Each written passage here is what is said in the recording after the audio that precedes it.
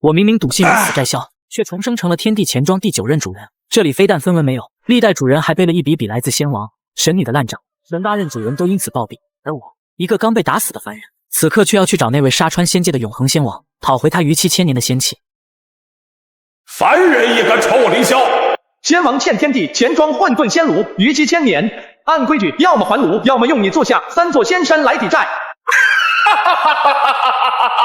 凡间小鬼也敢来要债，邪魔外道辱我仙殿，当形神俱灭！战！哼，聒噪！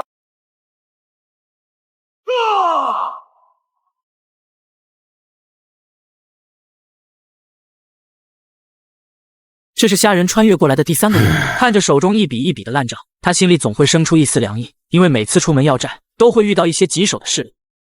永恒仙王凭借一柄永恒仙剑，杀的仙界都换了主人的人。他的兵器永恒仙剑更是无敌的象征，而他手中的永恒仙剑就是咱们天地钱庄的1万年后归还，逾期后每1万年将补偿1件相同品质的仙器。是的，他就是欠债不还的人。有点荒谬，这怎么要得回来？永恒仙王的那柄永恒仙剑不是他的，而是天地钱庄的，也就是说，永恒仙剑是您的。哦，按照合同，他早就违规了，每隔1000年，他都要赔1件相同品质的仙器，到如今已经1万年了，也就是说，他欠我10件威力巨大的仙器，有点棘手啊！以我现在的能力，估计去了，非但要不会仙剑，恐怕还得把命搭进去。主人不用担心，天地钱庄拥有买卖一切的权利，只要有人愿意出让自己的无敌天赋，主人就可以吸收。可是现在天地钱庄内什么都没有啊，这就需要主人想办法了。我可以把自己的寿命交换给别人吗？自然可以。可是客人啊，这是邀请函，只要主人在心里选择交易的内容，怀表就会找到合适的人选，对方同意，就会进入天地钱庄来和主人交易。虾仁闭着眼睛，开始心里想着自己要交易的东西。5年的寿命，他今年才18岁，虽然错过了最佳修行时间，但依旧青春，还有几十年寿命，拿起5年来作为起始交易资本，还是没有问题。另一边，9天石地里的一大地界，在这里有3大世家，周家、林家、张家3家共同掌太仓城，每一家都有一位问道境界老祖镇压。但是最近李家的老祖出现问题，他太过于苍老了，以至于寿命将至，时日无多。李家上下各种药材，无数的医师、丹师都邀请来了，可都是束手无策。周家和张家蓄势待发，召回家族内的高手，只等待李家老祖死亡的消息传来，立即覆灭李家。而在这个时候，已经昏迷7天7夜，气息衰弱到若有若无的李家老祖睁开眼睛，看到了一个怀表。不管是什么，只要能让我活下去，什么代价都可以。主人，有客人上门了。好，出去瞧瞧。这里是什么地方？这里是天地钱庄，你收到了我们的怀表，说出你想交易的东西。寿命，我要活下去，我不能死。我可以给你5年寿命，但你要拿什么来交易？什么都行，只要我有的，您尽管开口。一条上品灵脉，如果你同意，签字吧。只要多活5年，保证5年后李家出一位问道境界的高手，然后就可以撒手人寰。如果现在就死了，李家没有一位问道境界，举族的人必死无疑，还要灵脉有什么用？交易。我会让使者去你府上领取这一条灵脉，希望你不要违约。来人，父亲，您这是？我向死而生，得到了天地垂青，变得年轻，不用再担心了。不好了，张家和周家的人来了，说是给老祖宗送终。给我送终，我倒要看看他们有没有这个本事。李家那个老不死估计死了。问道境界最多能活300年，他即便是问到9重境界，也只是强撑着活到了290多年。今年就是他的大限，破门而入吧！李家的人都躲在里面，不肯出来，当缩头乌龟。对，我们2家联手，李家必败无疑。这是什么恐怖的力量？你们2个小辈，老夫还没有死，你们就敢上门挑衅，找死不成？别在这里倚老卖老，咱们都是问道境界，训斥晚辈的口吻简直荒谬。如果不是我大限到了，你们敢正面对付我李家，我如果要杀你们，你们以为自己可以逃掉？别说大话，我就不信了，你没突破，还能有藏经的实力？何必和他废话？不管他如何装，都改变不了300年大限的结局，今日必死。你们不到黄河心不死，那我就成全你们，黄沙百战。天机一剑。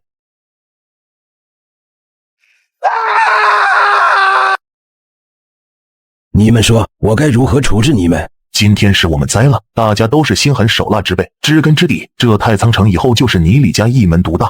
我唯一不理解的是，到底是谁让你可以抵挡大限的规律？那是一个神秘的地方，你们还是不知道的好。现在去死吧！慢着，让我来杀。李虾仁，你不是被我打死了吗？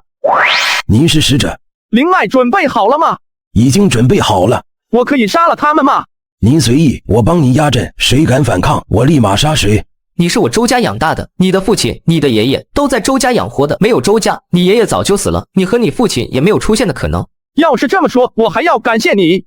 不要你感谢我，只求你别杀了我。你让我别杀你，那你杀了我爷爷，杀了我父亲，在杀我的时候怎么没想过这些？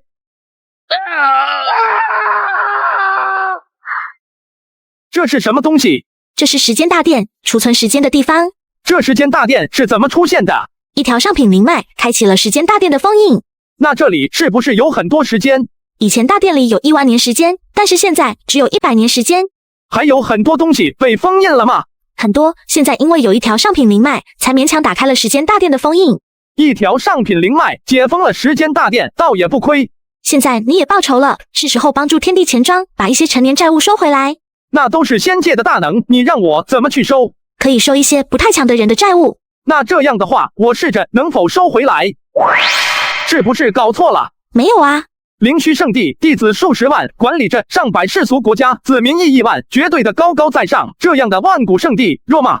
这就是最弱的一个。灵虚圣地的第10代祖师，在1万年前从我们天地钱庄贷款了一件仙器，用以镇压灵虚圣地的叛徒，付出的代价就是供天地钱庄的主人驱使1000年，违约增加10倍。我现在连开荒的修为都没有，就这么去要账，谁会搭理我？灵虚圣地如果不履行合约，你就把我们借出去的仙器收回来。那我们就前往，让一个偌大的圣地成为我的奴仆，我很感兴趣。主人，你可以乘坐传送阵，9天时地辽阔，各地都有传送阵，有长有短，比你独自赶路要好得多。可我没有灵元之父，我还有2枚怀表，再拿出1块去交易吧。这里是哪里？天地钱庄，世间一切都可以交易，你想交易什么？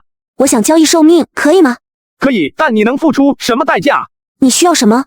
那就元吧，100年寿命抵得上多少元？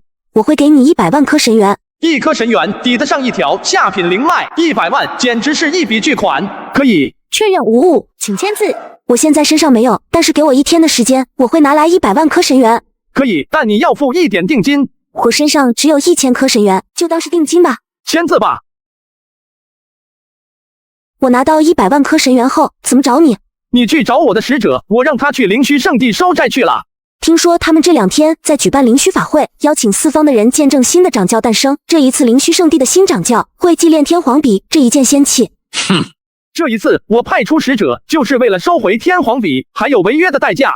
就说那么大威力的仙器，灵虚圣地的掌教那里来的运气得到？他们违约，天地钱庄自然要惩罚他们，希望你不要违约。我说到做到，一言九鼎，这就去给你把100万神元凑齐。必须严惩，他们似乎见我们不去要账，理所当然的把天皇笔当成自己的。违约不还，还想把我的天皇笔祭炼，这一次我要让灵虚圣地付出代价。冯罗，你有把握吗？放心吧，天皇笔再厉害，那也是我灵虚圣地的，我即将成为新任掌教，自然可以祭炼它。1万年了，天地钱庄似乎消失在这个天地间，完全没有音讯，那我不履行合约应该没有大问题，你去准备吧。天皇笔好像真不好祭炼，全部真气法力输入进去，也不见动静。这就是仙器吗？果然深不可测。果然瘦死的骆驼比马大，这一件仙器，只要灵虚圣地能催动，那圣地之名就没有人拿得走。天皇笔怎么自己动起来了，还在持续的吸我的真气？掌教救我！合着天皇笔不是你催动起来的，那这天皇笔到底是谁催动的？难道掌教救我？掌教，这到底是怎么回事？天皇笔不是没有人催动吗？恐怕能催动天皇笔的人来了。落水掌教，这到底是怎么回事？落水掌教，天皇笔难道不是你们灵虚圣地的人在催动？你是谁？你不认识我不要紧，认识这个东西吗？不可能，这个早就不见了，你怎么会有的？掌教，这是什么东西？你认为我们消失了，所以就违背了自己亲手签订的契约。你一级凡人，也敢在我圣地掌教面前耀武扬威，给我跪下！你想要我跪下？我不管你是谁的人，但你连开荒修为都没有，也敢来我灵虚圣地撒野，简直是胆大包天。既然我都已经违约了，那就违约到底。你违约也就罢了，现在竟然还想动手杀我！灵虚圣地今日将遭大劫难。我既然做了，那就不会更改。你毫无修为都能成为使者，可见你背后的人衰弱到什么地步？就这样还想要我履行合约？去死吧！自己找死，那就怪不得我了。你怎么会驱使我灵虚圣地的天皇笔？笑话，问一问你身边的落水天皇笔到底是怎么得到的？我灵虚圣地乃是万古圣地，岂是你可以羞辱的？今日你必死无疑！你以为可以驱使天皇笔就可以为所欲为了？你去杀了他，我来拦住天皇笔。我倒要看看今日谁敢让我灵虚圣地为奴。天皇笔，你乃是高高在上的仙气，在我灵虚圣地至高无上，有无数的人敬仰供奉你，何必去那个地方任由人驱使？愚昧之人，在灵虚圣地为首，作威作福，不过是井底之蛙，无法进步罢了。我好心照顾你1万年，日夜供奉，把你的名声传扬出去，你一直对我爱答不理。你的前任一来，即便对方毫无修为，你也对他敞开心扉，简直是岂有此理！是你自己强行留了我1万年，而不是我要求的，这一切不过是你在自作多情。我不管，我得不到你的人，我就把你的身体留在灵虚圣地，封禁天地。这一次你必死无疑，没有人救得了你。主人，天皇笔和之间的感应被隔断了，你刚才应该把天皇笔收入天地钱庄，或者拿在手里。大意了，现在有没有其他办法？躲进天地钱庄，暂避锋芒，等天皇笔破开封印再出来。去死！你是天地钱庄的使者？我是钱庄的使者。很好，这里是100万颗神元，你收好。好的，现在开始，合同两清。需要我帮你吗？不需要，他们不知道天地钱庄的恐怖，如同井底之蛙，渺小不堪一击。主人，你现在可以燃烧神元，激活天地钱庄的力量。燃烧！我封禁了这4周，你是怎么得到能量的？逼来！落水，你违背了我天地钱庄的合约，犯了大忌，今日我就要赐予你死亡。你赢了，但我就是不承认那一份合约，你能奈我何？现在开始，灵虚圣地的10万大山都是我的，限你们1日之内全部离开，不然的话死！异想天开，天皇笔击败了我，那是天皇笔的厉害，但是你算什么东西？你就是一个废物，靠着天皇笔在这里作威作福罢了。今日就让你们看看天皇笔的真正威力。你跑得掉吗？多谢阿青姑娘这一次的搭救，这一枚怀表你拿着，以后有什么危险或者是困难，可以让我天地钱庄做一件事情，算作报答。你到底是天地钱庄的什么人？我是天地钱庄的代理人，处理凡间的一切事务。那我先离开了，多谢你的怀表。本来我还有一点事情不敢做，但是现在有了你的怀表，我就可以全力一搏了。下次见面，我再来感谢你。希望下次见面，你可以给我一个惊喜。好，我努力给你一个惊喜。穿越3月以来，终于有归属感了，就以此为根据地，向9天10地扩张。怎么获得怀表？用神元来换取1颗神元1块怀表。给我换100块怀表。你没有把天地钱庄其他地区开通，目前只能兑换10块。10块就10块吧，也无所谓了。去找你们合适的宿主，带着他们来到天地钱庄。你是谁？怎么把我弄到这里的？这里是天地钱庄，我是天地钱庄的主人，不是我把你弄来的，是你自己的心带着你来的。是那个钟表的东西？没错，那是我们天地钱庄的邀请函。你们到底在玩什么把戏？公平交易，你需要的东西我们有，但你也要付出一定的代价。我需要的神元可是一个海量不可计数的存在，你们有吗？既然你不相信，那就请离开吧。主人，又有客人来了。你们可以实现我的愿望吗？主人，这个人有着无敌的天赋，乃是罕见的先知者。先知者可以看见过去未来，修行功法一旦上手，极为快速，根本不带停歇的。比这个天赋厉害的，基本上没有了，值得拿下。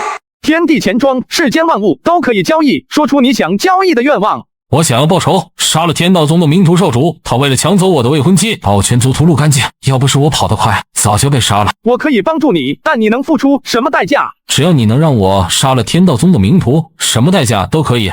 我要你的天赋。你们打算怎么帮我？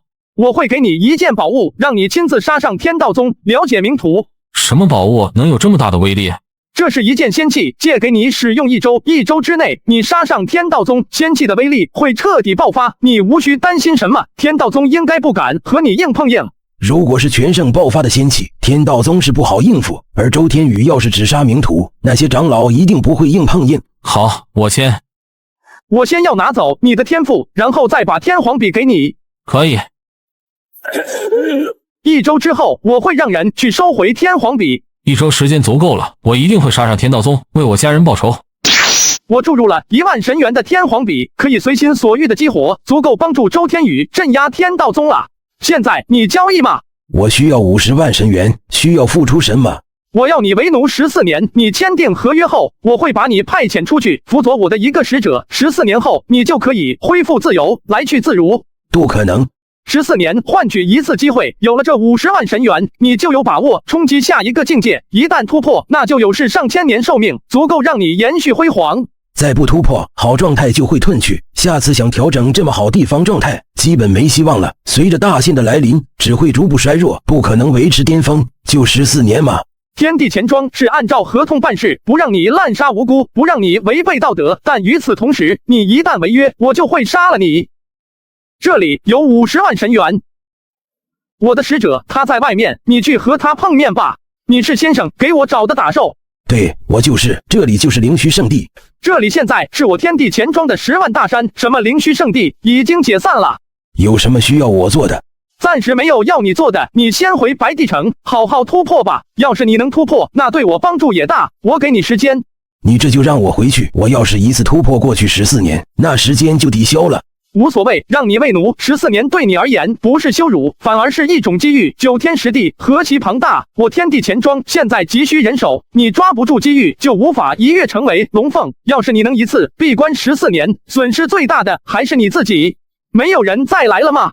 暂时没有，其他8块还在继续流浪，找到合适的人。我的天赋如何？如实说。我就想听实话。路边随便找个乞丐，都可能比主人的天赋高。主人，知道我为什么让你把对方的天赋换来吗？为什么？因为我可以帮主人换天赋，不仅如此，我还可以把先知者这个天赋激活。哦，你还可以激活天赋？我是天地钱庄的器灵，但我也是一个真实的人，有自己的能力，除了离不开这里，我和人没有区别。帮我融合天赋。现在我融合先知者天赋，又激活了全知全能属性，有什么功法供我修行？现在没有一本秘籍，我也拿不出来秘籍，除非主人解开万国书库的封禁。万国书库解封需要什么代价？一条神灵脉。书还都在吗？借出去不少，每一本都可以修行到巅峰那种，以后还需要主人去收回来。好，那我努力。不过现在还是要去处理一下周天宇的事情。天皇帝联系我了，大求得报，心里空落落的吗？是的，我失去了一切，现在不知道该如何在这个天地间生活下去了。愿意和我再来一次交易吗？我没有任何的东西可以和你交易了。我买你的灵魂，给你的补偿是一件东西。好，我交易。主人，周天宇没有天赋，永远都只有这样的实力。我刚刚觉醒了全知全能的天赋，就把天地钱庄从里到外每一处都检查了一遍，发现了几个东西。那都是上个纪元留下来的，即便是我也不太懂怎么用。无妨，我看一眼就知道了。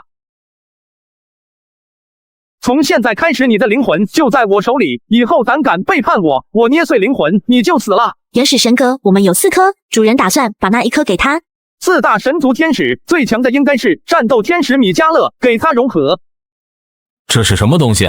原始神格，你可以理解为一位老前辈的全部修为和传承。一旦融合成功，你就会慢慢继承他的全部修为，即便失去了天赋，你也可以进步，为我办事。我不知道为什么您这么看重我，但既然您让我试一试，那我就全力以赴。之前几任有没有试过融合？都尝试过，但无一例外都失败了，所以一直放置到现在。我刚才用了全知全能，仔细的打探了一下周天宇，他就是返祖之人，不然也无法诞生先知者。这种早已经消失在历史长河里的天赋，他肯定会成功。战斗天使米迦勒，见过主人。起来吧，从今日起，你就是我麾下第一神族天使，也是未来4骑士之首战斗天使，希望你能承担起这个名号。遵命，我的主人。你先去好好适应一下的力量，再把神族的绝学都修行一下，之后我会派遣你去战斗的。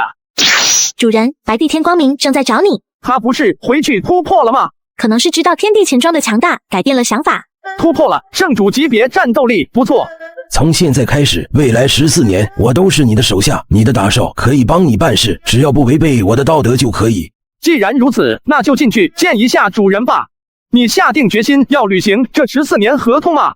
自然要履行。刚好我这里也有一件事情需要你去办理，属下必定竭尽全力，全力以赴。这一次的任务其实很简单，我要你去讨债。讨什么债务？1万年前，大和剑派的开派祖师用自己的灵魂从天地钱庄借走了大和剑气、无上秘典这一门功法，然后凭着大和剑气开创了剑道门派大和剑派。大和剑派乃是大黎的第一剑道门派，实力隐约比天道宗都要强大。他们的祖传功法大和剑气更是极其恐怖，据说有斩落银河、击溃9天的威力。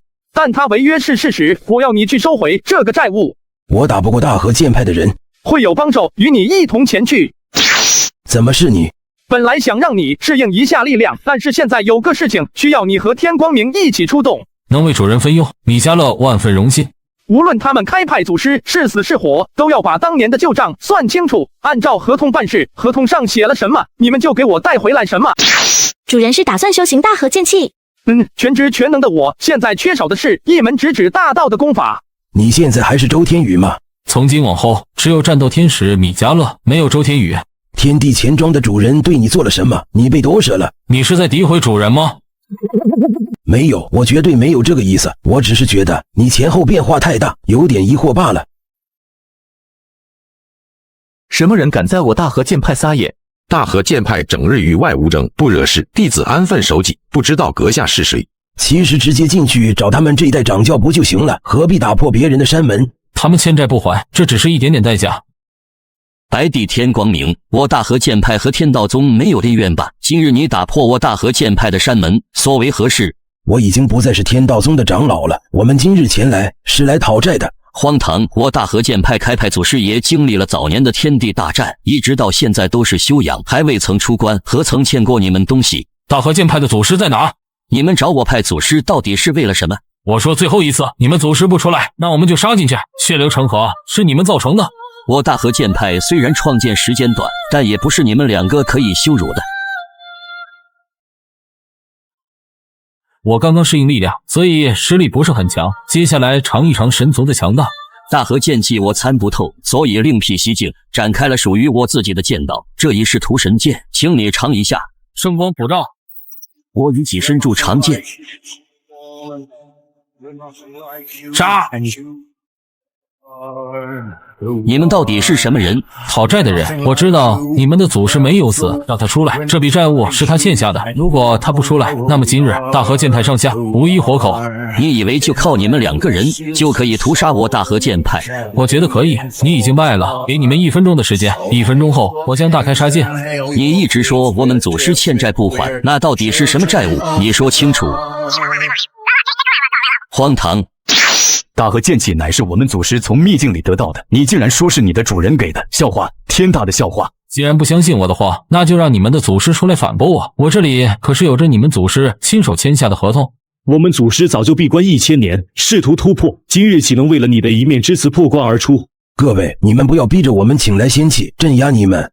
仙气又如何？我大和剑派也有一剑，何惧之有？真的要去请求主人赐下仙气天皇笔吗？这样就代表为主人办的第一件事情失败了。我的手下还是太弱了，仅2个圣主级别战斗力都威压不了一个大黎地里的宗门，何况还有那么多的债务。小鸡注入1万块神元。好的，主人。这是什么东西？我失败了第1次，第2次绝对不允许失败。死！长老，我都说了，不要逼着主人出手，不然你是承受不住的。我们是来要债的，不是来杀人的。大和剑派的祖师难道一直想当缩头乌龟吗？我数3个数，你不出现，我就把人全部杀了，彻底摧毁大和剑派。祖师，快出来吧，不要再闭关了，大和剑派要被灭了。早知道你们来了，我抱着侥幸的心理躲着不出来，没想到你们竟然这么强大。原来债务是真的。你既然签订了合约，就应该知道我们背后是多么强大的一个组织，你竟然敢违约。当年我也没有想过违约，为此我历经千辛万苦去了天地战场，血战八方，凭着大河剑气斩杀很多敌人，更是夺来一柄仙气，想要还上债务。你都要死了，见我们来，为什么不出现？因为我想把这件仙气留给大河剑派，这样大河剑派就有了底蕴，在我离去后应付一系列麻烦。现在你要跟我去见主人，带上大河剑气的原本。我犯的错自己去承担，你们安心守护好大河剑派。恭送祖师，你是圣人？不是圣人，我也拿不回来那一件仙气。现在走吧，仙气我带在身上，一切因我而起，因我结束吧。没想到这个家伙竟然变成了圣人，当年我还推断他不可能成为圣人。我们现在最缺的还是强大的手下，我是天地钱庄的主人，不能抛头露面，现在只有2个人手下，有点分身乏术。主人是想收服他？如果他乖乖的赔偿违约的损失，那么我可以给他一个机会。北恒，你违约了。好多年都没有人这样叫过我，有点陌生，都快忘记这是我的名字。违背合约，你知道是什么代价？知道。你既然都记得，那么为什么不还？抱有侥幸心理，我看到好几位曾经进入过天地钱庄的人违约不还，依旧过得很潇洒，所以也动了贪心。你说的那几个人我知道，我会一个一个的去收拾他们。既然你知道惩罚的内容，那从现在开始，我要拿走你的灵魂，然后与你做一次交易。这个合约我需要付出什么？你有圣人的感悟，你的肉体已经溃散，只需要重新回炉，添加一点东西，你就会重生，王者归来，你要不要？我签。一旦你签字，从今往后你就不再是你，而是我的手下。哪怕我叫你自杀，你也要毫不犹豫。一旦违背了我的命令，我就会捏碎你的灵魂。我已经是黄土埋到了脖子的将死之人，还有什么可在意的？拿大天使掌家百列的原始神格来。融合神族留下的原始神格是九死一生事情，因为你圣人的修为，我愿意试一试。失败了，你就彻底死了；成功，你就会潜力无穷。我愿意接受。主人，我也愿意坚持。你不行，你的天赋太低了，承受不住原始神格的力量。我之前就考虑过你，但很可惜，你没有任何特殊的地方。不就是自己没有签订那个合约，把生死大权交给你吗？你要是不服气，自己去找一枚原始神格来，但后果你自己承担。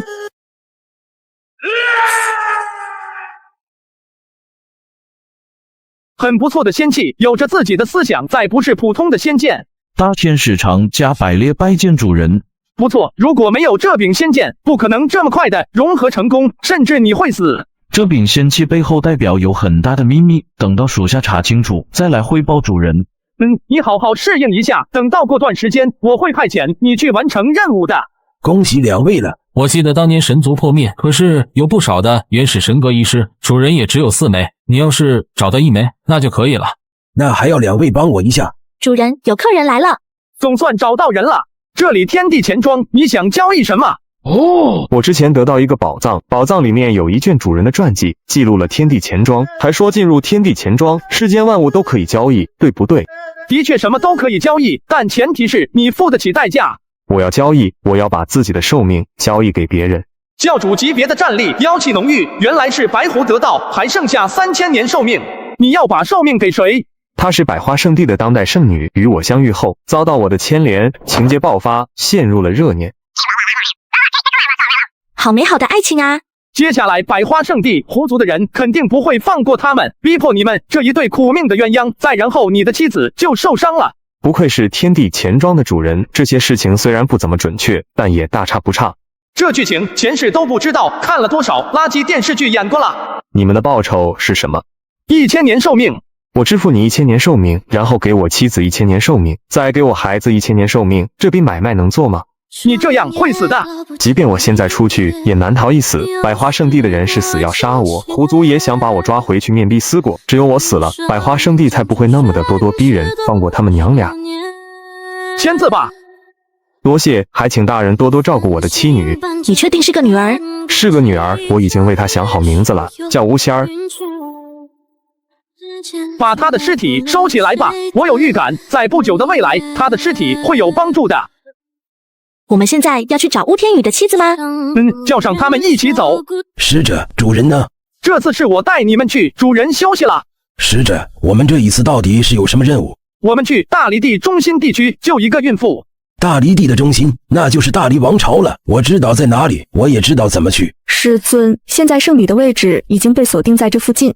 不要叫她圣女，不知廉耻的东西，竟然与妖族勾搭在一起，简直丢尽了我百花圣地的颜面。弟子知错了。躲在这里地兜附近倒是很有心计，最危险的地方就是最安全的，但可惜啊，还是被我找到了。没有你了，我们母女以后怎么活呢？我救了你们，给了你们寿命，那这笔交易到此结束，我就走了。使者，有好几位高手来了，来势汹汹。是百花圣地的执法长老来了，他是来抓我的。大人，求你带我女儿走，我来断后。他们想抓住我，只要孩子活着长大，我就无所谓了。你们是谁？和这个叛徒什么关系？九尾天狐，生而知之，天生灵慧，一出世就是女娃模样，果然不假，我狐族复兴有望。这个小可爱今日必死无疑，我百花圣地可不会让这么个玷污声誉的小可爱留在这个世界上。你敢，我警告你，你敢伤害九尾天狐，那我们之间就是不死不休，狐族会倾尽全力灭了你们百花圣地。你们狐族有这个本事吗？百花草，我狐族可是有一件大杀器的，你应该知道，一旦逼急了我们，上你们百花圣地，两败俱伤在所难免。我们狐族只需要九尾天狐，并且我们狐族还会宣告天下，赔礼道歉，闭门不出，以你百花圣地为首。没问题，成交。先生，求求你了，救救我们母女吧！他父亲舍弃性命也要保护她，我不能把孩子给狐族带回去的。那个凡人，现在我们两大势力达成协议，你赶紧滚，带着你的手下。原本不想管这件事情的，但是我是天地钱庄地方主人，不是你一个绝经的老妖婆可以羞辱的。起来吧，我帮你一次，算是我对你丈夫的一点赏识。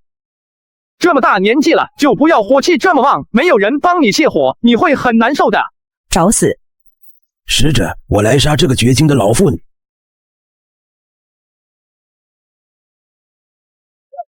你是天道宗的白帝，这是你刚猛的拳法，你修行的是大光明拳。公子可不要意气用事，这一次得罪的是两大顶尖势力，你要考虑清楚。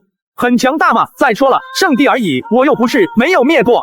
既然阁下执意如此，那就不要怪我们得罪了。今日我狐族必须带走九尾天狐。老狐狸，白帝很诡异，但他也才突破，我们两个联手压住他就好了。上，给我解决他们，杀无赦。现在危机已经解除了，接下来我们就分别吧。主人，这笔交易里得到的1000年寿命，打算如何使用？500年交易，500年在时间大殿里给我燃烧了，来加速时间。你是要修行大和剑气吗？现在天地钱庄内也没有别的给我修行了，大和剑气可以直达仙人境界，正好适合我。好，那我现在就为主人加速时间，主人去时间大殿吧。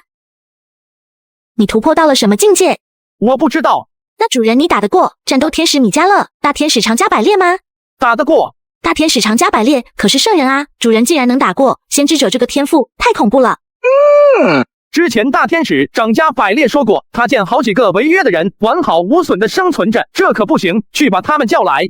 你之前说见过好几位进入天地钱庄违约不还的人，依旧过得潇洒。是有这样的人，现在依旧存在九天十地，称雄做主。大黎地里还有13位欠账的人，属下这就去一一追缴回来。一旦遇到解决不掉的麻烦，我会与你同在，不用害怕，给我直接打上门。要是愿意，立马偿还，并且赔偿违约代价，可以饶了一命，其他的人都给我打杀了。遵命。要是我天地钱庄的执法队在，现在这些账单就很简单了。那现在这队人马呢？天地之间很多神秘的种族、神秘的势力，我们天地钱庄也不是唯一的那个，我们也有自己的敌人。而那10万执法队是天地钱庄的保障，前一任主人太过于自大，竟然把10万执法队伍给坑害了，具体在哪里不知道。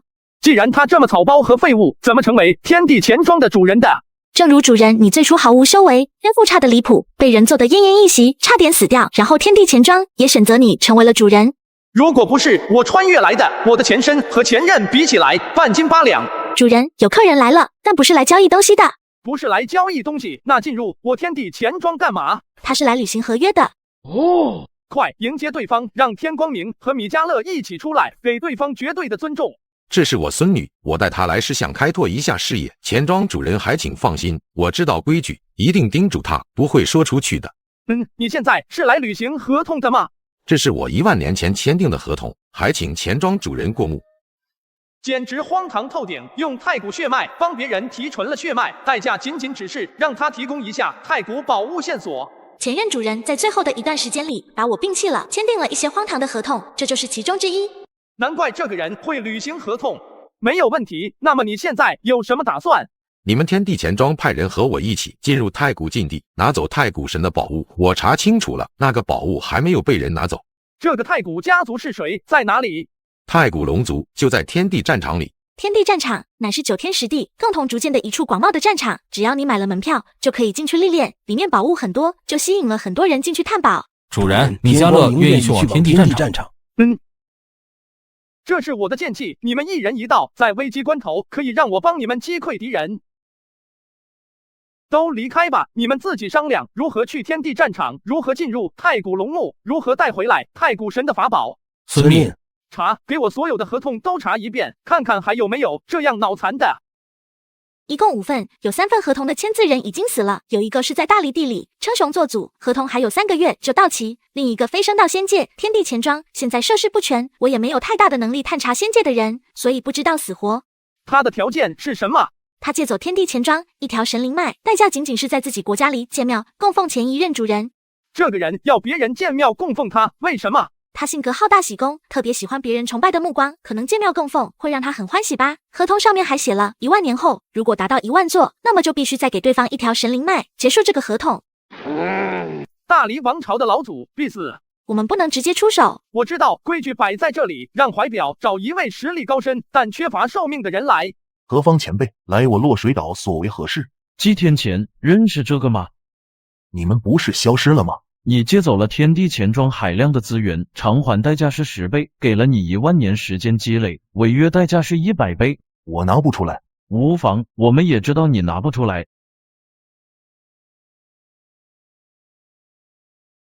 还有好几位还不上的，杀无赦，还得上的酌情考虑。天地战场想进去是需要买票，但这买票的代价不是普通的金钱。神元吗？是寿命。那这个寿命给了谁？这我就没有资格知道了。这里传送进入天地战场吗？我们进去吧，一旦传送过去，自动扣除20年寿命。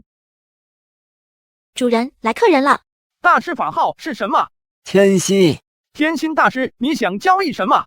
生命，我想活下去。我给你500年的寿命，你能付出什么代价？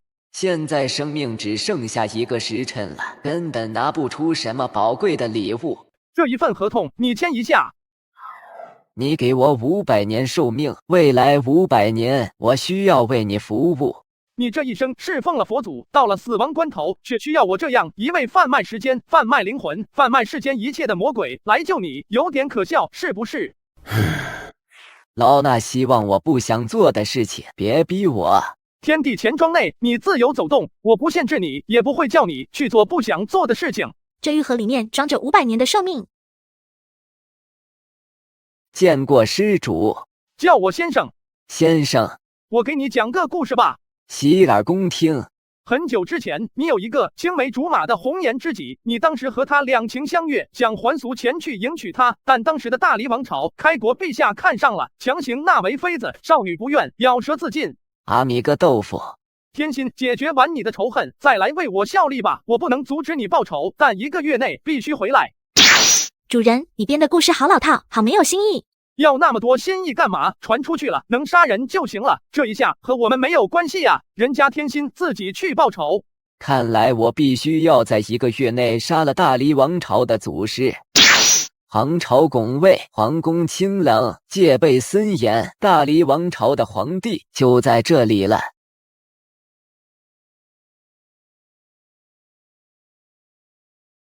阿弥个豆腐，为难和尚了。把天心接回来吧，另外加百列也快回来了吧？没错，加百列马上就要回来了，他已经肃清了9笔烂账，圆满完成任务。太古龙墓就在这熊熊燃烧的天地之火下方，这个我们下不去，是很危险。这也是为什么太古龙墓到了如今都没有被人发现，要不是我是太古血脉，都找不到这里。请示一下主人，天地战场与大黎地隔着很远的距离，这能联系主人？一看你就没有用心的研究主人给的剑气。你们找我有什么事情？这就是藏着太古龙墓的地方，在这一片天地之火下面，但好像我们进去危险系数太大了。主人，这个地方一定有宝物，太古龙墓对现在的我们而言太重要了。你们激活剑气，不用害怕这些火焰，真的遇到危险，我会帮助你们的。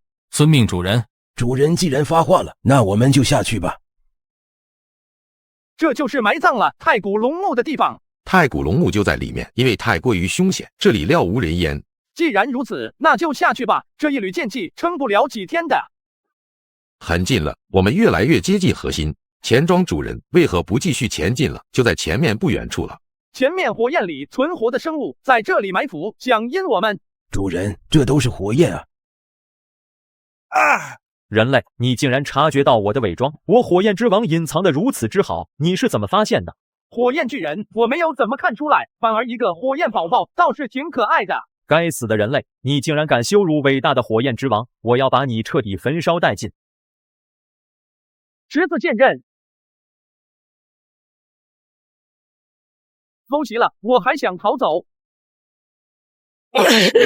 你倒是有点奇特，可以化整为零，只要核心逃走，你就会原地复活。火焰世界最不缺的就是火焰，你等同于永生不死。即便是这样，我还是被你找出来了。你是怎么知道我的核心在哪？因为我比你厉害，你太弱了。你们进入这火焰世界到底干什么？太古龙墓。早说啊，就在前面，你们直接去，放了我吧。这个火焰世界除了你以外，还有别的生命吗？没有，就我一个。我乃是天生地养、孕育无数年诞生的火焰之王。既然如此，你带路，我们一起去看看。到时候拿走了太古龙墓，我再放了你。龙墓如此之大，该如何搬走？你看我干嘛？帮我搬走这些龙墓，送到地面。我给你一个机遇。不干，我可是堂堂火焰之王，不是给你当搬运工的。我帮你消除那道剑气，再给你一样东西。哼，成交。如果不想长时间待在火焰世界，孤独的一个人，那么就捏碎它，你会来见我的。太古龙墓里有很多宝物，我还发现了神灵脉，要是拿回来，我就能把万国书库赎回来了。恭喜主人了，我们可以对外扩张。在此之前，需要把大黎地里的一些债务给清理干净。把大黎地里大规模的债务都拿过来。按照势力大小，从万妖谷开始，然后就到了百花圣地、明德书院、万佛寺、点道门。等一下，百花圣地。这个锁魂术是什么法宝？就是锁住魂魄的树木，一旦把你的魂魄放在锁魂术上，那就一辈子都拿不走了。那是不是可以设定锁魂术只锁住一个人的某一方面灵魂？是可以这样，但也没有意义呀。一个完整的灵魂才是最好的，残缺终究不如完美。我似乎知道他们为什么这么做了，给自己门下的弟子制定规则，让他们不能恋爱。之前也没有规定弟子们必须绝情绝爱啊，为什么10000年前就突然要让弟子们不准恋爱，抽走情丝？我也不知道，但没关系，让天心来一趟，你去负责要回来，还有百花圣地库存里所有宝贝。我这就去。战斗天使米迦勒他们到哪里了？他们原本想回到古城传送出去的，但好像发生了意外。这里怎么被封锁了？我进入天地战场好多次，从未遇到过这样的情况。找一个人过来问一问就知道了。这里发生了什么？这是城邦大战的战场，你们既然在这里面，为什么要问我？城邦大战什么意思啊？就是这10000年时不时的组建城邦大战，把2个古城的人都召集在战场上，选择阵营，屠杀对方，获得最后的胜利，就可以拿到不菲的奖励。什么阵营？手续、混乱、中立。你属于什么阵营？我是手续阵营，我们只需要杀完混乱阵营就赢了。不过双方都有一座城堡保护着。那中立呢？有没有城址？中立是可以自由活动，随意结盟，但中立需要消灭两方的人，就是很难。不过一旦成功，获得的东西是其他2组人加起来还多。你们到底是什么人？无关的人。昨夜我们在这里歇息，但是今天醒来就发现这里变了天，才抓来你问一问情况。这样啊，吓死我了！你们继续问吧，我知无不言。怎么离开这个所谓的城邦大战？你们想出去，那就早点把这一场城邦大战给结束。是要我们把参加的人全部杀完？我的意思是说，你们可以去摧毁手续和混乱的城堡，因为城堡被摧毁，结界就会薄弱，大战也就接近尾声了。以往这个城邦大战要举行到什么时候？少说3年，多则10年。圣人有多少？至少20位圣人。这么多，我们的力量不够。要不我们等这个结束再回去？不行，时间太久了。那你打算怎么办？我们又打不过对方。谁说我们打不过？你是想用主人给你的那道剑气？问一问主人的意见。主人，我们现在遇到麻烦了。我已经知道你们的遭遇，这件事情倒也不难解决。我们该怎么办？打碎2个城邦就好了。但是要记住，这道剑气里蕴含的能量只能出手2次，所以你们一定要把敌人都弄出来，我一次性解决。我知道了，你帮我们指路，确定城堡在哪里，我保证不会伤害你。好的，那就是城堡了，里面有至少20位圣人，你们不再考虑一下？不用，多谢你带我们来，现在你可以走了。接下来发生的事情和你无关，我们要怎么样把他们聚集在一起？这个简单，让我来。大光明拳，孤身一人就敢闯入我手续阵营，找死！大山一光明永存。手续阵营里的人就这么一点，你给我等着，我这就去找圣人来制裁你。我手续阵营虽然是临时组建的，你在这里撒野，他是不知道死字怎么写。和你们这群弱鸡对话，真的是浪费我的才华，一点战斗力都没有，全部都是战五渣。聒噪！该死的，救我啊！你们在干啥？别卸磨杀驴啊！天光明会被打死的。放心，我们只要保证他不死就可以。至于被人胖揍，这个家伙似乎要蜕变。可惜了，要是完整的功法，这一次顿悟简直是可遇不可求，圣人就不愿意。等一等，出手吧，他也坚持不了多久，真的被杀了。主人怪罪，我承担不起。杀！主人，你说我没有天赋，我一直不服气，但是现在我是认同了。没想到你们竟然是同伙作案，这柄战歌我看中了，拿来。想要我的灭世战歌，那就自己来拿吧。你这个破天使，见死不救啊！我差一点就死了，这不是没死吗？你们是混乱阵营的，对，就你们4个人也敢闯入我手续阵营的大本营，找死不成？实际上你不是我的对手。考我！神圣裁决。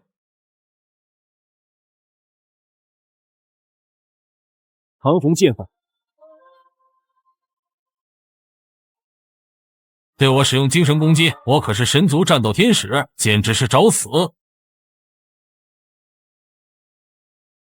手续城堡里这一位圣人吗？混乱阵营的人现在这么猖狂了吗？你们胆子真不小啊，这都敢来我手续城堡撒野。25位圣人，比瘦子说的还多了5个。现在请你们把城堡的核心打碎，不然就请去赴死吧。小子，年纪轻轻有这样的修为是很不错，但你太猖狂了，这里可不是你撒野的地方。这一次你的对手不是我，而是我的主人。你的主人是谁？叫他出来。米迦勒，不要再耍嘴皮子，早点结束。还以为是什么呢？剑气分身而已，看我怎么打碎他。你们到底是谁？去把你们自己城堡的核心给我打碎了，如此我不伤你们。这个所谓城邦之战必须现在结束。这还没有打，你就上门要我们自己打碎城堡核心，自动投降？不可能。城邦之战极其血腥，一旦开战，弟兄们死亡惨重。为了兄弟们少点杀戮，少点血腥，大家平安回家，各找个妈。我这就去把核心打碎。对，城邦之战结束后尽快回来，属下一定尽快赶回来。主人，来客人了，还是你认识的人？你想交易什么？我是想以人类的身份进入人类世界，不是以火焰之王这样异类的身份进去。你是说想要弄个替身进入人类世界，学习游历，长长见识？你有什么办法？办法肯定是有的，但你能付出什么呢？这个给你，换取一具人类身躯。不知道。这是啥？我儿子。你不是说火焰世界里只有你一个生灵？以前我不知道啊，但是前不久你逼着我出了火焰世界，我才发现只要我出了火焰世界，他们就会孕育出新的生命，所以这个小家伙算是我的儿子。我要花很多资源来培养你的儿子，这笔买卖根本不划算，我是不会同意的。你还有没有什么宝物啊？多拿一些出来，我们再商量一下嘛。我还有一个儿子，也一起给你了。你拿1个，拿2个，有什么区别吗？给，这是我的小儿子，最后一个了。兄弟3胞胎都被你一锅端了，我这个做父亲伤心啊。你在这套娃呢，到底有多少？不会还有一大堆儿子吧？100个，1000个。我让你猜测，但你胆子太小了，我一下子生了1万个儿子。如果耗费资源把他们培养起来，组建一支火焰大军，到处征伐，所向无敌啊！而且还绝对的忠诚。1万个小火焰之王，我全部收下了。你能付出什么？一具完美的人类躯体，让你可以使用100年。不可能，绝对不可能。100年后，你还给我给你一个机会。什么机会？成仙的机会。看似我赚了，但你要知道，养一个孩子要付出多少，更别说是1万个，对不对？我可以告诉你，我会把他们培养成才，组成一支无敌的军队，名字我都想好了。叫啥名字？燃烧军团。燃烧远征，所向无敌，所过之处一切焚烧，只留下断壁残垣，尸骨如山。你真的能给我一个成仙的机会？签字吧，合同上写的清清楚楚，我可是很尊重合同的。那我现在把1万个孩子给你。在这里不行，跟我来吧。就是他。可他是妖啊。妖与人不过是种类不同，他是七尾天狐，本身有着强大的妖气，完全可以盖住你身上火焰的气息。小鸡，带他们下去进食。好的，主人。提前警告你，这具身体不与许有断臂或者是重创，如果出现以上的现象，我会找你麻烦的，并且不再履行合同上的条约。我知道了，你放心吧，我一定会好好的照顾这个尸体。我们仅存的40几万神元被他们一顿吃完了，平均下来，每个小火焰之王一餐要吃40几块神元。他们吃一顿能保持多久？1天2顿。他们才诞生就需要吃这么好吗？我们可不可以虐待他们？你如果不想要一支无敌的燃烧军团，那就可以虐待他们。那就先等一等，这些小火焰之王就放在时间大殿里安置，我再好好的想一想如何养活他们。4份合同必须全部连本带利拿回来。阿米个豆腐，这是天心带回来的百花圣地的府库。只要把万妖谷、明德书院、典道门、万佛门的债务讨回来，就能坚持到米迦勒带回太古龙墓里的宝物了。太古龙墓里的宝物现在交给你了。从现在开始，你和天地钱庄一点瓜葛都没有，你自由了。是啊，那我们就先离开了。主人，太古龙墓的宝物都在这里。竟然有这么多宝物：神灵脉、太古灵石、神元矿脉、火焰之灵、龙魂树、9颗龙蛋。你们把宝物送去给小鸡，然后我们再来商量一下如何安排他们。遵命。我要赎回万国书库。万国书库，你是新的主人？不错，我是你们的新主人。这里有管事的吗？有，10大天书是我们之前的10大管理者。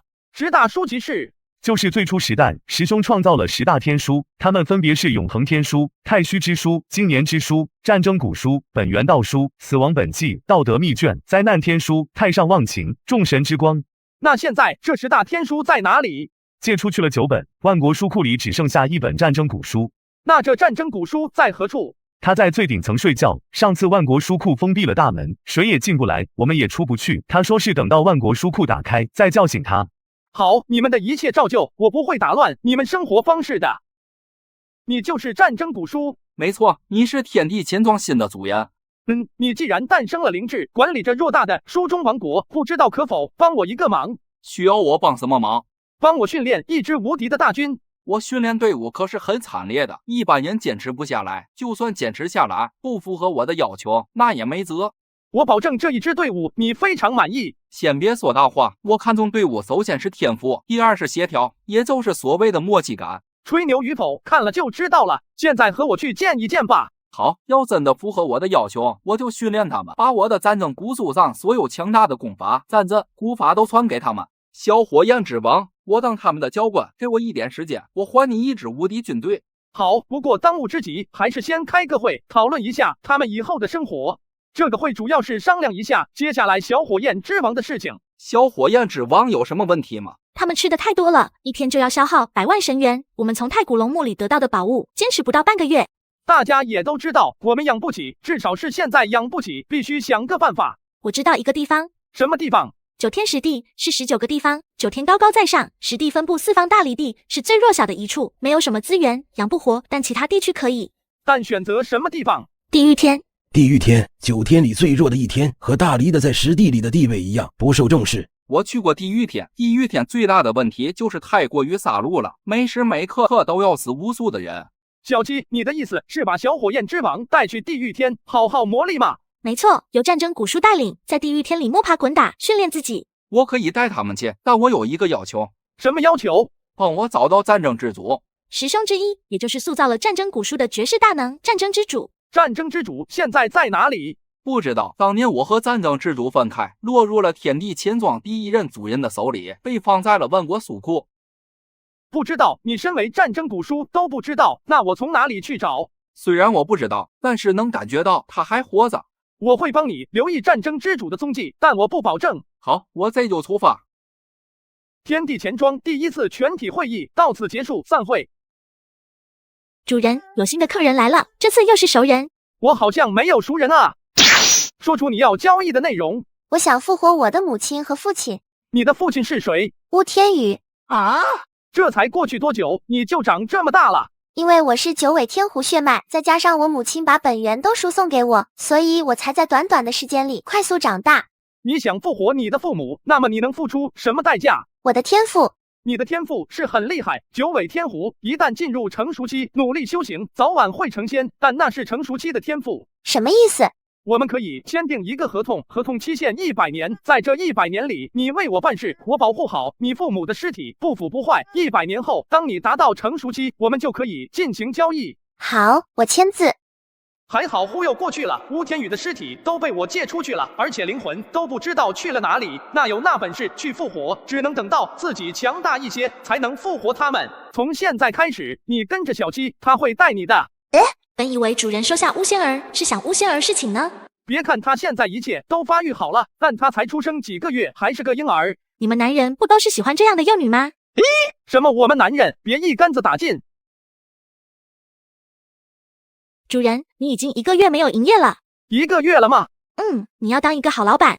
我之前赎回来10间大店，得到了10个名额，那这一次我赎回了万国书库，会得到什么奖励？100个名额，而且这一次不单单限制在大离地，可以进入天地战场了。那可不可以进入其他的地界？想进入其他地界，必须要打通世界通道，打不通就无法进入。打通世界通道需要什么？构建世界级传送阵，不过图纸借出去了，而且借的人不在大离地，所以很不好找到。也就是说，我现在只能在大离地天地战场里进行交易。找合适的客人来吧。你们是谁？天地钱庄。万物都可以交易吗？现在告诉我你想交易什么？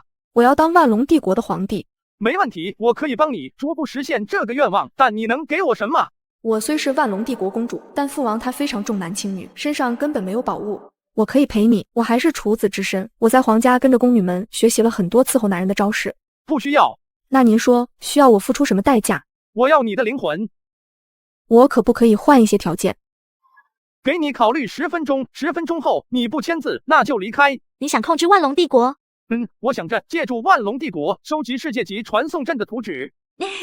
你们怎么帮我？你听说过一种叫做世界级传送阵吗？似乎听过，但那很耗材料的。我会先派遣几个人和你一起进入荒古地，找到世界级传送阵，并且建好它。好，我会做到的。你们都来吧。你们跟着龙蜜须进入荒古地，找到世界传送阵的图纸，然后建好，让我能带着天地钱庄跨界，期间遇到麻烦，以天心和尚为主，不能决断的事情再来问我。遵命。过来，奉上你的灵魂。你们现在可以离开，进入天地战场，然后前往荒古地。给我守在这里，我就不信了，他真的可以悄无声息的离开。这是我的弟弟龙百川，他想要控制我。我来吧，30位天元境界死士，不止一体，天使剑法。你们是谁？到底从哪里冒出来的？我愚蠢的弟弟啊！龙蜜须，你到底去了哪里？姐姐只是一时不察，才被你和大皇子算计。但我说你不行，那你就永远不行。就这一点手段，也想去争夺皇位？姐，你是我的亲姐姐啊，你不能杀我的。你放心，我是不会杀你的，但我要囚禁你一辈子。敢逃跑，我就杀了你。你要软禁我？你是想我现在就杀了你，还是一直软禁你？我还是比较喜欢在姐姐身边。龙蜜须，世界级传送阵在哪？我听人说过有，但具体不知道。不过等我们到了圣经，肯定有人知道。我们几日内可以进入圣经？10天内，到时候就可以找我熟悉的人打探消息了。巫仙儿和天光明就跟着你，一个是你的婢女，一个是你的护卫。天光明虽然修为不怎么样，当个护卫还是绰绰有余。你这个秃驴说什么屁话？你才弱，你才修为不怎么样。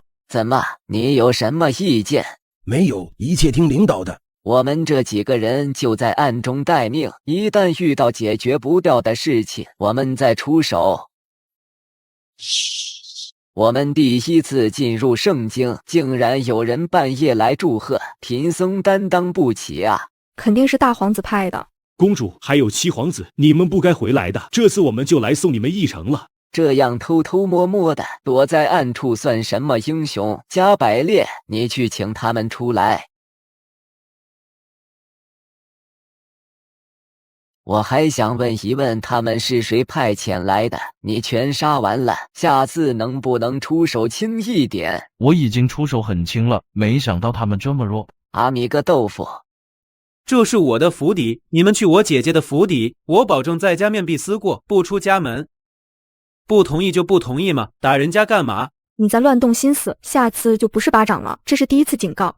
我去自己的房间闭门思过，一日三餐给我端进来，我就不出去了。帮我看着龙百川，我出去会有人打探一下消息。需不需要有人跟你一起？不需要，我这个朋友不喜欢陌生人，等我的好消息。不是说你这一次去天地战场突破圣人境界吗？不要说了，我这一次能回来都算是幸运的。小妹可是有事情找你帮忙的。咱们姐妹之间关系好得很，有什么事情你就开口，我知道的肯定告诉你。敏姐姐知道哪里有世界级传送阵的地图吗？世界级传送阵的阵图，开元魔门手上有。开元魔门在魔道18门里算不算很强大？不算很强大，甚至是垫底，但他们的宗门里有一位天圣巅峰，不好招惹的。给我一份开元魔门的位置图。你手底下没有高手啊，如何对付他们？告诉敏姐姐一个消息，我现在不是孤身一人，我身边也有高手的。就算有高手，你要知道这一次可是要去北约王朝的地界，你就是拿到了也带不出来。不管怎么样都要试一试。好吧，如果你拿回来世界级传送阵的阵图，带回来献给你父亲，你地位也会好过一点。北约王朝是7个国家联合，这7个国家有私底下拉拢了魔道18门，组成了对抗万龙帝国的最大势力。那我们只要前往这个大夏王朝，打上开元魔门，拿到世界级传送阵的阵图就可以了。说的简单，但开元魔门有一位天圣境界啊，那可是大圣人的第3层。很强嘛？还可以吧。唉，既然你们这么说，那你们2个就连夜出城。没问题。当初从我们这里借走世界级传送阵的阵图的人是谁？天宇文，这就是开元魔门的那位天圣。应该是他，如果不是他，也不会落在他的手上。代价竟然只是帮我们建设一座世界级传送阵，而且违约代价竟然没有。唉，通知天心和尚给我杀了这个天宇文。就这样打上门吗？太麻烦了，请他出来。什么人敢在我开元魔门撒野？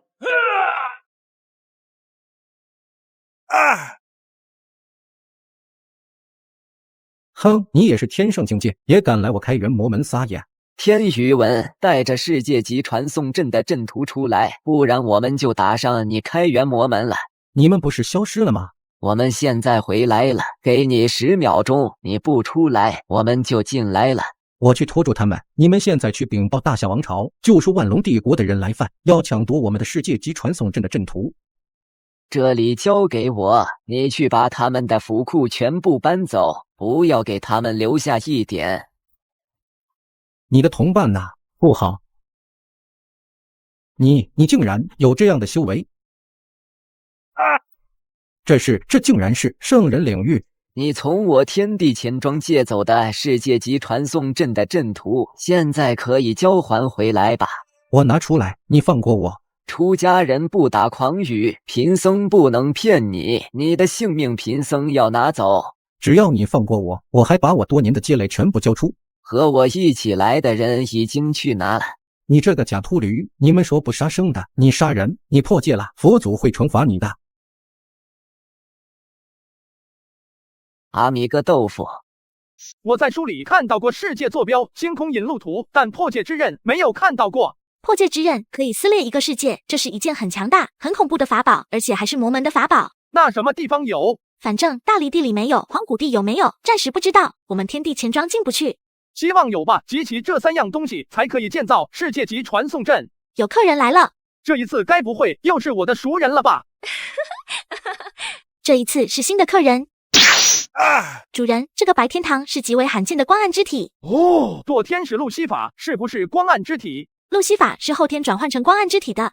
那岂不是说这个白天堂比原版的路西法还要适合成为堕天使？应该是这样，一个先天的光暗之体，一个先天的光暗之体，加上路西法的原始神格，搭配起来才是完美的堕天使。少年，签个字，我立马救你。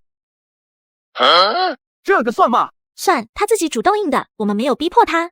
那就好，你把堕天使的原始神格拿来。你也是因祸得福了，天赋没了无所谓，身子还在就行。现在帮你融合天赋。你封住他的感应能力，我以最快的速度完成融合。主人，你签订的合同要不要看看？不需要。路西法以后会是主人最锋利的剑，剑锋所指，所向无敌。好好休息吧，你自己的仇自己去报，我不阻止你。现在距离建造一个世界级传送阵只差3样东西。哪3样？世界坐标、星空引路图、破界之刃。我知道世界坐标和星空引路图的作用，但我不知道荒古地里有没有。那破界之刃呢？不知道。既然大家都不知道，那我就去问一问我的闺蜜，她也许知道。天光明和巫仙儿，你们一起去。明姐姐，你知道世界坐标、星空引路图、破界之刃吗？这3样东西我都知道在哪里，但你想集齐有点难度。无妨，好姐姐只需要告诉我，我自有办法。世界坐标就在圣经，就在你的兄长手里。大皇子吗？对，3年前漠北的将领得到了一枚世界坐标，他自己不需要，就献给了大皇子。那星空引路图呢？在万古仙门内。万古仙门，正道10大门派之一，这个比大皇子还不好惹。现在知道困难了吧？破界之刃又在哪里？塞外龙门有7柄魔刀，分别是融血之刃、嗜血魔刃、降魔之刃、肃杀之刃、斩魂之刃、破灭之刃、断破之刃。各大门派持有1件，一旦集齐7柄魔刃，就可以合成1柄仙器——破界之刃。竟然是1件仙器，还各自分开了。还是放弃吧，就算你手底下有一位圣人巅峰，那也不是这些势力的对手。即便再困难，我也无所畏惧。为了我的目标，我一定要实现。你的目标太难了，会被千夫所指，万人唾弃的。站在山巅之上的人会在乎山下的蚂蚁指指点点吗？没有一点魄力，我也不敢做这一场梦。唉，好姐姐，我一定会成功的，你就等着我的好消息。我们这边实力不够啊，可以问一问主人，让主人再支援一些人来。那我沟通一下主人。你们先对付大皇子，把世界坐标拿到。至于万古仙门，不需要你们费心的，堕天使会去拿到星空引路图，最后你们会合去塞外龙门拿到破界之刃。遵命。堕天使厉害不？巅峰的堕天使一个打6个，唯有神王才可以压着他一头。那也就是说，我要变成最弱的。我还比你弱一点。有什么用啊？你本身的天赋无敌，才多久啊？你就达到了天元第5层了。我拼命修行，也才压你一头，你马上就要超过我了。实际上，你现在已经打不过巫仙儿了。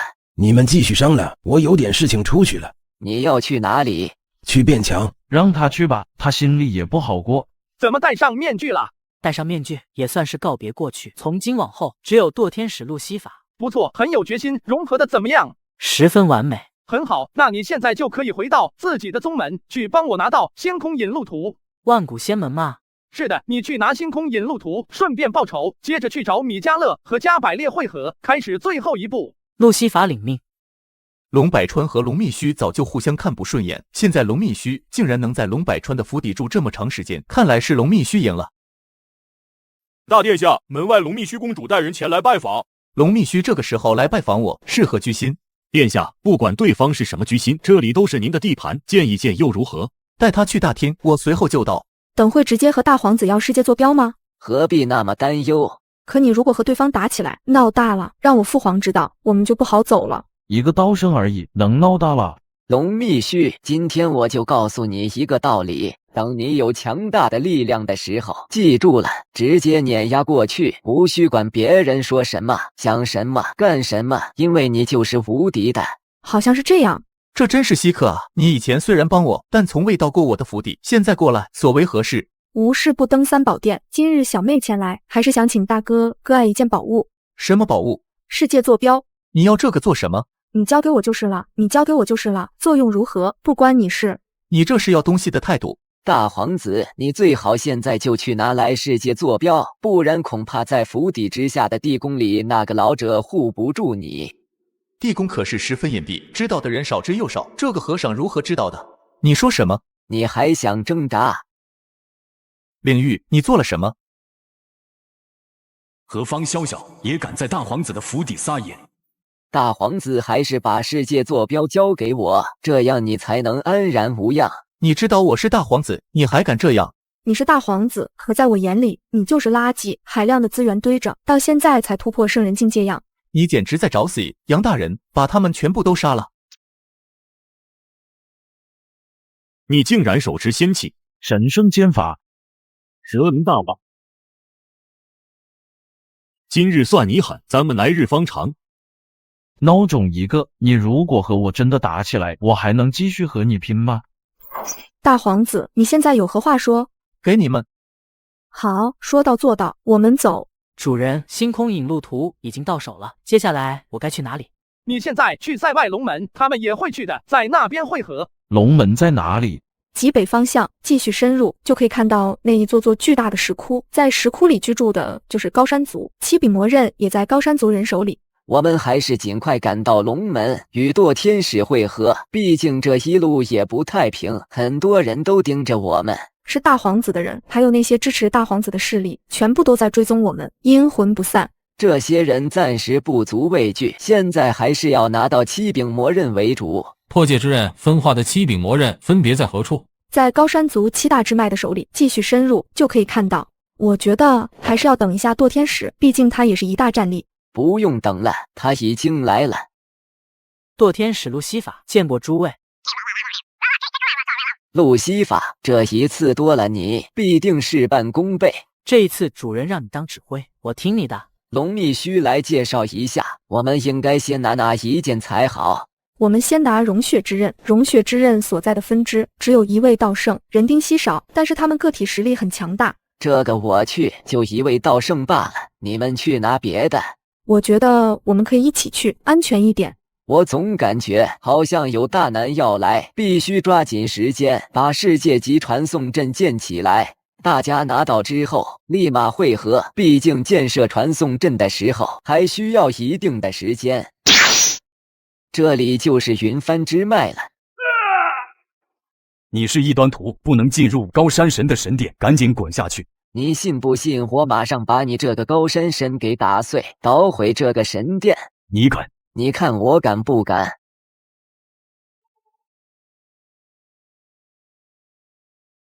怒目金刚！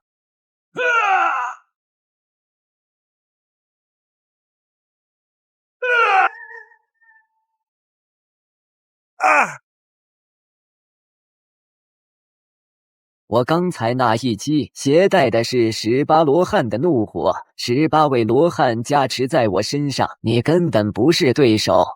你毁了我的高山神神殿！阿弥个豆腐，龙血之刃交给我，我不杀你。世界级传送阵搭建起来后，破戒之刃还需要吗？不需要，我们只是需要破戒之刃揭开世界而已。告诉他们，我们只是暂时借用一下破戒之刃，用完之后立刻还给他们。路西法还没有回来吗？他回来了。怎么多了一个道圣？这位是拉莫，高山族的道圣，也是嗜血魔刃的主人，怕我们不还给他破戒之刃，所以跟着我们一起。既然如此，我们这就去第3个支脉。第3个支脉就在前方，有3位道圣，我们在等你们。走，还是以威吓为主，能不动手就不动手。两位道圣巅峰联袂而来，所为何事？我们只是想借用一下降魔之刃，借用之后立马还给你们。我们怎么相信你？融血之刃、嗜血魔刃都已经在我们手里，我们想集齐七柄魔刃合成破戒之刃，用来办一件事情。事情办成之后，立马还给你们。七柄魔刃合一，我们要看着你们。没问题，如果可以，你们也可以帮我们劝说一下其他的分支，毕竟我们也不想大动干戈。我们不会帮你。降魔之刃，你背叛了我们高山族。没有，和你们一样，打不过他们就把嗜血魔刃交出去了。我只是想看看破戒之刃是什么样子。自从破戒之刃一分为七，损失了仙系的锋芒，高山族就分崩离析，逐步衰落，到了今天这步田地。走吧，去第4个支脉。破灭之刃给你，希望你能说到做到，最后把破戒之刃给我们。现在只差最后一柄魔刃，我们可以开始建设世界级传送阵了。龙秘须、米迦勒、巫仙儿，你们寻找一处空地，建设世界级传送阵。我去拿最后一柄魔刃来。最后一柄魔刃，我们去帮你拿来的。你们既然承诺事后把破戒之刃还给我们，那我们就为你们取来最后一柄魔刃，这算是我高山族的善意吧。多谢各位施主，既然如此，现在我们去建设世界级传送阵。总算是到了最后一步，我们终于可以离开大离地了。还差最后一步，但也来之不易。这最后一步，无论多艰难，都要顶住。有人来了，你们在这里建设传送阵，我去阻挡他们。大皇子是那个秃驴，杀了他！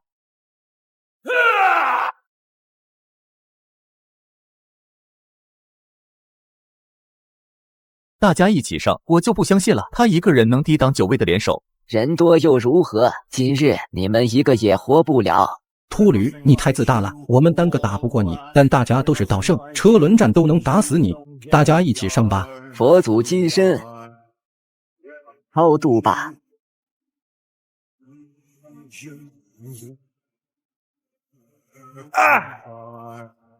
下午虚前辈，我乃万龙帝国的大皇子，多谢援手。你修行到这一步不容易，如果愿意自己投降，我会饶你一命。这位施主，我们有仇吗？无仇更无恩怨。那为什么来到这里要诛杀小僧？你自己做了什么？自己知道。我大夏王朝偏居一隅，不想争霸，但也绝不懦弱，让别人在国土之内杀自己人。果然是这样。如果你归顺我大夏王朝，那我可以允许你开宗立派，传播自己的思想，只要你不背叛我大夏王朝，怎么样都可以。好意心灵，但小僧才疏学浅，自己尚未解惑，如何能开宗立派？那就请你去死吧！大夏龙血刀，死！和尚，这一次看你死不死。这就是仙气嘛！没想到你竟然能挡住我第一招，去死！别怕，他们有仙气，我们也有。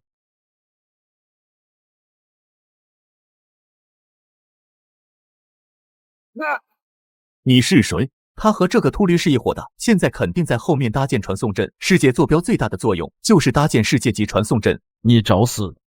在我面前也敢杀人！你现在带着自己的手下去前方，把他们的传送阵破坏掉。我和这个人决斗，全部跟我走，去破坏对方的世界级传送阵，谁出力最多，本殿下大大有赏。你在这里和他斗，我回去守护传送阵。去死！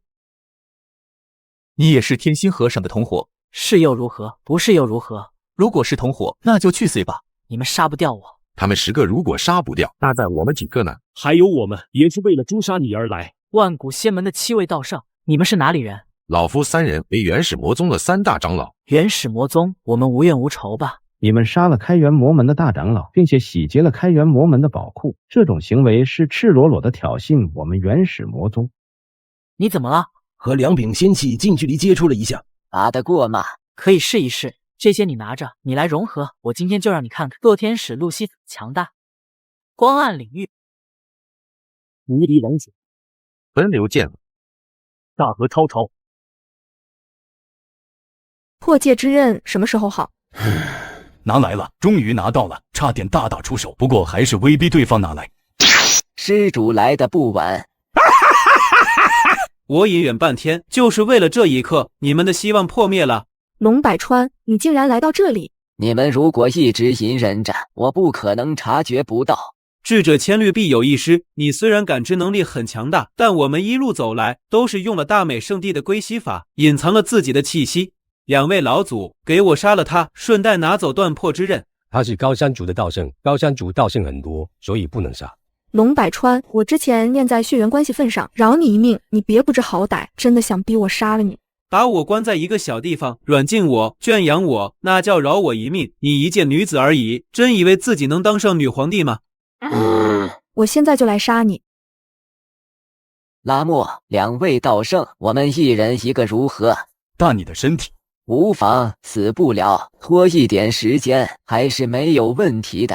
好。来和贫僧的掌中佛国一会吧。姐，你看在父皇的面子上，你看在母亲的面子上，饶我一命。很抱歉，忘记告诉你一件事情。什么事？你是捡来的。把断魄之刃给我。你们竟然敢杀万龙帝国的七皇子！是我杀的，你想怎么样？你找死！我大夏龙雀的威力岂是你这柄仙器能媲美的？我没有进入道圣，无法激活仙器里的灵。你是道圣巅峰，以大夏龙雀的灵把我击飞了，有什么可骄傲的？不如我就是不如我，仙器在你手上是浪费了。我不介意大夏王朝多一件仙器，那就自己来拿。好啊，这一下你们无处可逃了。这里可是有着22位道圣，你们死定了。这柄仙器我势在必得。曾经我一人独挡100万军，现在虽然不如当年，可你们想过去，不死10个人，绝对没有可能。我来杀你。我觉得我们死不掉，反而你们要倒霉露出。你连大圣人境界都没有，凭什么说这话？凭这个破戒之刃，今日你们必须要付出代价。终于可以跨界了。有我在这里，你想跨界？问一问我的大夏龙雀答不答应？他激活了大夏龙雀里的灵，我来抵挡。让他来踢。你找死！这到底是什么恐怖的境界？光明主人，你到底是谁？我是你永远也击败不了的人。看来你们还是太弱了，这些道圣不过是土鸡瓦狗，弹指可灭，你们竟然差点失败。主人，我们会努力提升自己的。你们阻止我跨界，死罪难容。但我这个人天生心肠善良，给你们一个机会，接我一剑，你们不死便可以走。你是很强，但你不能不把我们当人吧？好歹我们也是道圣。在你眼里，23个道圣都抵挡不了你的一剑。我们全力出手，他的一剑还能斩杀我们所有人。对，一起承担。我的耐心可是有限的。我们准备好了。大河之剑天上来。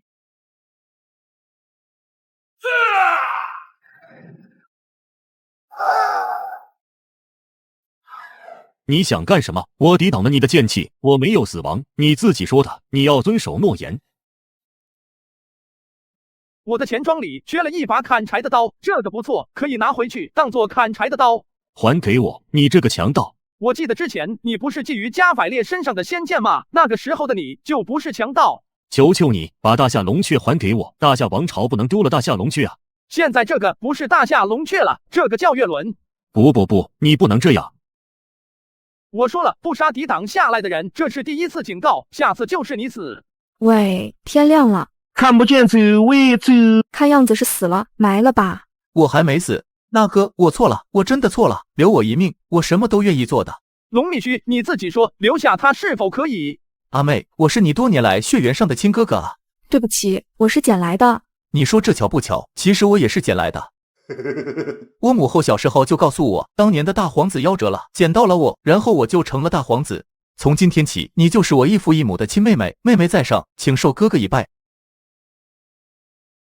你愿意放弃皇位吗？我当然愿意，那个破位置争夺的人那么多，我早就腻了。我不管你现在说的是真还是假，但这个皇位我坐定了。好，不愧是我的好妹妹，志向远大。荒古的从古至今未有一位女皇帝，做哥哥的一定会帮你竭尽全力，肝脑涂地，在所不辞。起来吧，龙秘须现在不杀你，给你一次机会，要是再有二心，死。好的，主人，我一定尽心尽力为妹妹的皇位努力。之前说好的融合之后，我们只是用一下，用完就还给你。现在履行诺言，还给你。3万年了，破戒之刃终于融合了，我高山族复兴有望。再送你一个东西吧，看在你帮助了他们的份上。这是什么？这是一个神奇的东西，不知道多少人都想要。我们有缘再见。遇到难事，遇到麻烦，捏碎怀表就可以了。你们这次做的还不错，但你们修为都太低了，差点就任务失败了。所以从现在开始，你们去万国书库把修为给我提高起来。多谢主人。天光明自从上次在圣经他受到一些刺激，离开之后没有再出现。天光明有自己的机缘，他再不努力，真的是最弱的了。你们不用管他。他们现在应该去建设世界级传送阵了。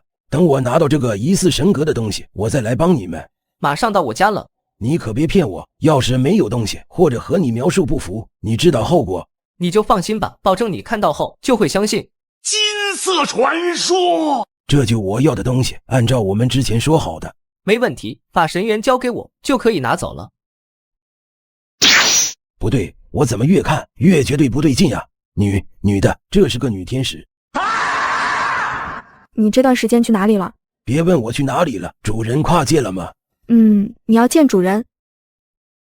为什么你要拒绝我呢？是你在说话。不对啊，我见过几个原始神格，他们都不会说话，你为什么能和我沟通？我是神族的天使，我是光明的女儿，神族的天使们称呼我为光明女神日冕殿下。同属光明属性，可惜了，你是个女的，咱们有缘无分。你为什么纠结男女？只要融合了我，你就可以成为新一代的光明女神。我不想为了力量放弃自己的小兄弟。我可以控制力量，不让你变成女人。你是你，我是我。要是这样的话，你就是想把我当备胎，你借助我的力量恢复自己，然后再一脚把我踹开。你误会了。误会你妹！你这个绿茶天使就想祸害我。天光明可能有点事情。他有什么事情？不知道，但是让他进来吧。看你这个样子，惹麻烦了。主人，我没有惹麻烦，我是得到了一个原始神格。既然这是你自己得到的原始神格，那我现在就为你融合。不，这是个女性天使，我不想变成女人。最关键的是，我不想蹲下来尿尿。这样啊，那现在你是怎么打算的？这个原始神格里有光明女神的意识，她还和我说过话。光明女神，你自己出来，还是我把你揪出来？再装模作样，这个光明女神是个绿茶。你说谁是绿茶呢？我可是高高在上的光明女神，让你融合我的神格已经是天大的荣幸，你却想霸占我的神格。凭什么他就要帮助你恢复呢？因为我是光明女神，至高无上的天使，光明的女儿，日冕殿下。是挺绿茶的。我先帮你把这缕神魂给挑出来，然后留下一个空白的神格，你再来融合，成为自己掌控的天使。你敢？你凭什么把我的神识挑出来？聒噪，闭嘴！那个没了光明女神的神识，融合后我还是个男人吗？融合过程里一切的变化都是根据你的内心转变，你内心最真实的想法是什么，那就是什么。那没事了，融合吧，我的内心就是一个钢铁汉子。怎么处置他？放进库房，等我想起他的时候再说。你可一定要坚持本心，想一想自己到底要变成什么样的人。我是个猛男，我是个猛男，我是个猛男。你可别这样，小心适得其反。还好，小兄弟还在，一切都好。卧槽，我的声音搞错了吧？可能吧，或许是把他的某种潜力激活了。难道我以后要叫天光明为姐姐了吗？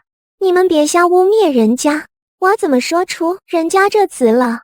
主人，人家不想变成女人啊。没事的，你毕竟融合的是一个女性天使的神格，有点女性化的动作，声音都无伤大雅，以后等你熟悉力量，就会慢慢改回来。那就好。天光明姐姐，你兰花指摆得太好看了。滚！你再叫我姐姐，老娘和你拼了！太恶心人了！你打算什么时候帮助龙蜜须成为女皇？你觉得以我们现在的力量，帮龙蜜须成为女皇有几分可能？如果你不出手，一层胜算都没有。我也是这样想的，就算是我出手压服了这个天下的高手，别人也会动心思。万龙帝国太大，我不可能为了龙蜜须时时刻刻关注着万龙帝国。那我们该如何帮他？暂时不急，龙蜜须也还年轻，等到我们力量再强大一点，直接扶持他登上皇位。那我们现在干什么？忘记了我们最开始的本职工作了吗？荒谷地里的合同不少，除去那些宿主已经死亡、合同作废以外，还有好多个合同在等着我们处理。最紧急的是什么？一个凡人，他凭什么借走了先贤圣人的智慧？而且他能拿什么来换？这张小二最渴望的就是读书、学习知识，但他又很愚笨，却侥幸的机会进入了天地钱庄。上代主人觉得很有意思，就同意了。现在这个张小二在哪里？这1万年来，竟然混成万龙帝国如灵魁首，被无数人称之为圣人下凡，当世文宗。万龙帝国的如灵魁首是不是名望很大？应该吧，不然也不会说是魁首。按照这一份合同，他已经违约了，我现在就可以去把他的灵魂拘拿，再把给他的先贤圣人智慧拿回来。没错，这个人对龙蜜须的女皇梦有帮助，如果识趣的话，我会饶他一条；不识趣的话，那就按照合同办事。这位妇人，你敲门所为何事？我都穿得这么汉子的衣服，你还叫我妇人？你虽然丑了点，像男人点，但也不能自暴自弃，女子贤惠才是德，貌美如花什么的，不要也罢。